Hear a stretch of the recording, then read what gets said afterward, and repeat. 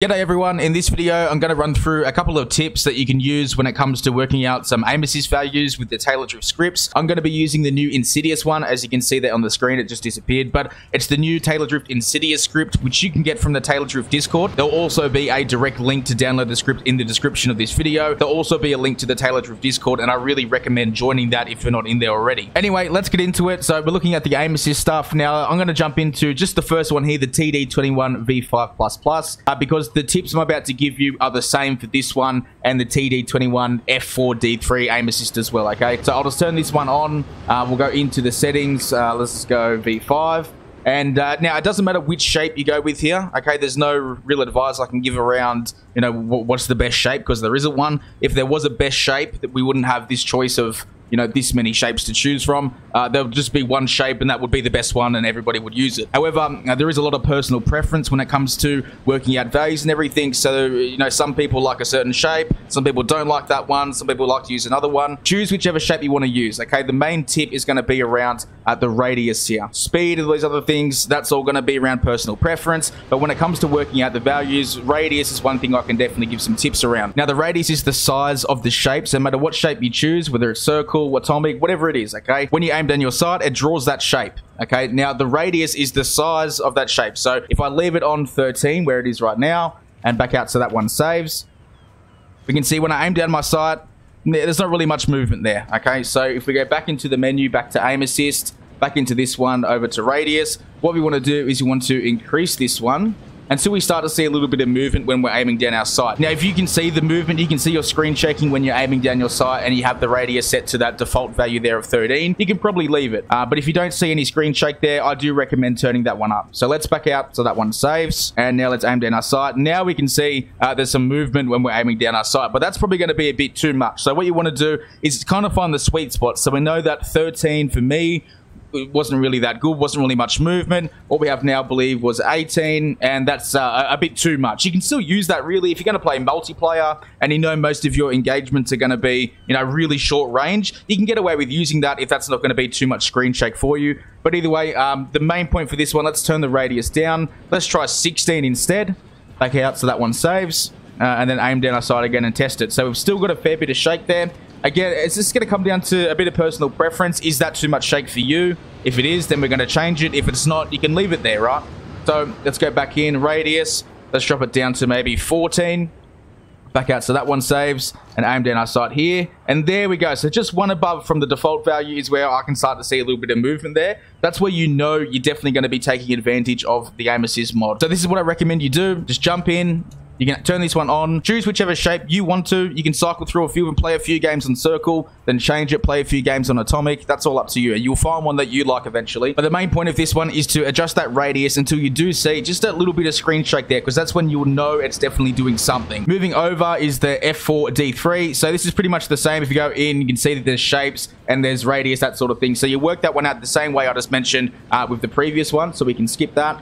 The next one is rotational AA. So this is one of the new ones. Rotational AA is the aim assist in the game that's activated when you're moving the left stick. So you get your regular aim assist on the right stick, which is how that Taylor aim assist works we just looked at. But the rotational AA, that's activated when moving the left stick. So this is a new mod added to the Taylordrift scripts. Now to work this one out, what we're going to do is turn this one on. It's quite simple, really. You can see we've got rotational size and then rotational speed. So size is going to be the one that we're focusing on. Speed's going to be all personal preference. It's going to be up to you to change that one up and down to figure out what you're comfortable with. But I can give advice around the size. So with that one turned on, we'll back out so it saves. What you want to do with rotational AA is look down at your feet and then aim down your sight. And straight away you can see the feet start doing a little bit of a dance. Now what this is going to do is make sure that the rotational aim assist in the game is going to be active as soon as you aim down your sight, okay, even if you're standing still. Now in my opinion, the best way to work this one out is to keep increasing the size here until you find a comfortable amount of screen shake for you, okay? So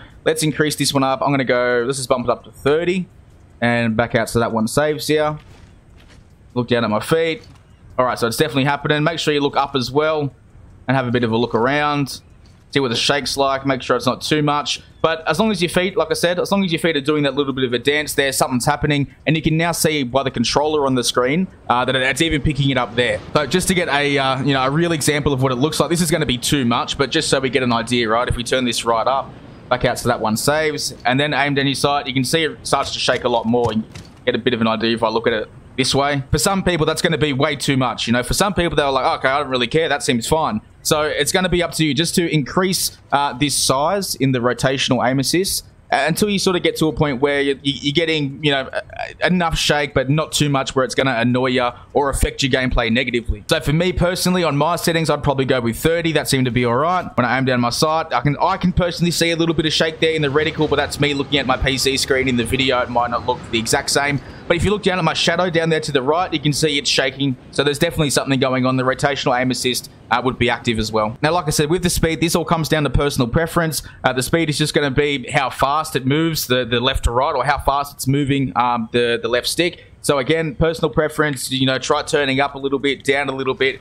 until you find something that you're comfortable with. It's just, there's not much advice I can give around the speed, you know. It's the radius, the size, these things I can, but speed, again, personal preference. Okay, now the last one I'm going to go through is BATS AA. I'm going to turn that one on and let's go into the settings here. We can see we've got a default strength of 16 and time of 20. I'm not sure if I've actually, I think I might have changed that. I think the default's a bit different, but either way, the way we're going to work this one out, it's quite easy as well. Since sticky aim or BATS AA, what it does, it activates when you're shooting. The last couple of aim assists that we look at, they activate when you aim down your sight. So this one activates when you shoot. So what you're going to have to do with this one, you're going to need to find a size. I'm going to start on here because I know that's not going to be enough, right? So back out so it saves. When you're working out your sticky aim or your BATS AA, what you're going to do is you're going to look down at your feet and then you're going to shoot. All right, nothing's happening with your feet there. Keep an eye on the feet when you're shooting to work this one out. Let's go back in and we're going to increase our strength. So let's go up to 15 and see what happens. Back out so that saves.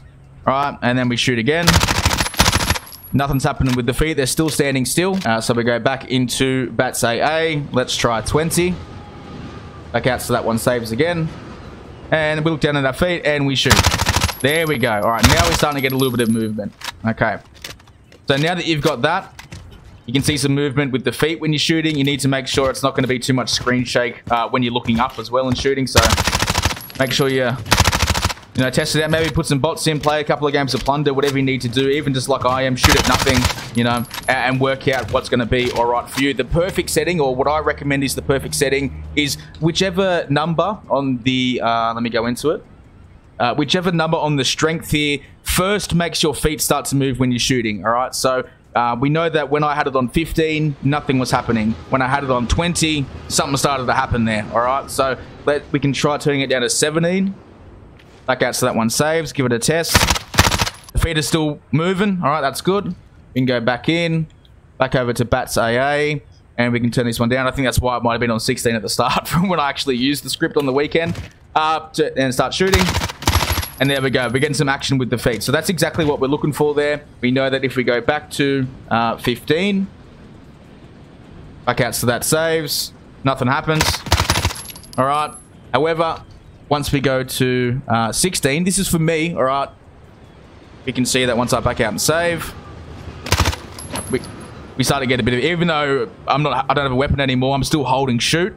And that's what activates it, so you can still see it's doing something. So that's what I recommend doing. So increase the sticky aim in here, or BATS AA. Sorry, it used to be called sticky aim. It's made by BATS. That's why I keep mixing it up. But either way, what you need to do is just increase that strength until when you start to shoot, your feet start to move. All right. Now, obviously, if you want to go higher than that, you can. If you want to put it right up to, let's say, 30 or something ridiculous, you're more than welcome to do that. Obviously, it might be a bit crazy. Let me go and... all right, I'm back. Got a little bit more ammo. So, again, I've turned up the sticky aim values, the BATS values. You can see that when I'm shooting here, there's a lot more shake. So, again, this is personal preference. You're just going to have to see if... Yeah, see, that's a bit too crazy for me anyway. So, what I'll do is I'll go back in and, you'll decrease that. I was just showing what it would be like if you had it up way too high. And there we go. So that's everything I wanted to cover for the video. Just a few quick tips for you. And also, if you can't be bothered working out your own aim assist values, just remember that in the Taylordrift Discord, under the admin share center part, the first channel here is the admin Insidious AA values channel. So you can go through here and see what some of the other admins have posted for their own aim assist values, and you can try those out if you want to. But again, this video was mainly going to be towards, hang on a sec. This video is mainly going to be towards just, if you wanted to play around with working out some of the aim assists yourself, just a couple of pointers of, you know, what's going to be helpful. You know what I mean? I'm not even sure if that made sense. Either way, if you have any questions, just feel free to ask those in the comments. I'll leave a couple links in the description to some previous videos where I've gone into more detail about how the aim assist stuff works, like how sticky aim works, how the Taylor aim works. So if you want to know a bit more information about that, then check the description. Either way, I'm out of here. Cheers for watching. See you next time.